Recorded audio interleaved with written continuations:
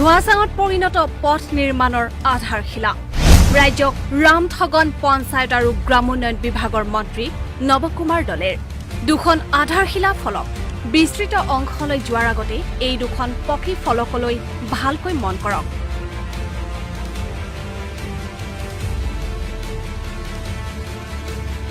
এখনত লিখা আছে পকী পথ নিৰ্মাণৰ প্ৰতিশ্ৰুতি, আন এখনত আছে MG এনৰেগা আঁচনিৰ অধীনত পথছোৱা নিৰ্মাণৰ বাবে আবণ্টিত হোৱা ধনৰ পৰিমাণ।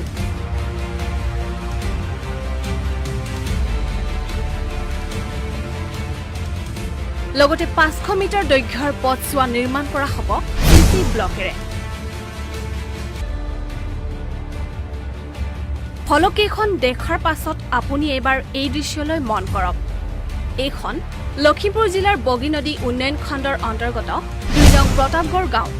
গাঁওখনৰ মাজেৰে যোৱা এই একমাত্ৰ পথটিয়ে সংযোগ কৰিছে গুমনদী গাঁওখনক। পিছে এইয়া কি? পকীপথৰ আঁৰৰ ৰহস্য বুজি পাইছেনে?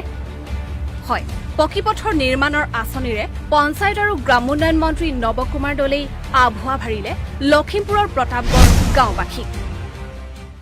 100%ৰ ভিতৰত 1% প্ৰতিশ্ৰুতি মতে কাম সম্পূৰ্ণ এতিয়ালৈকে হোৱা নাই।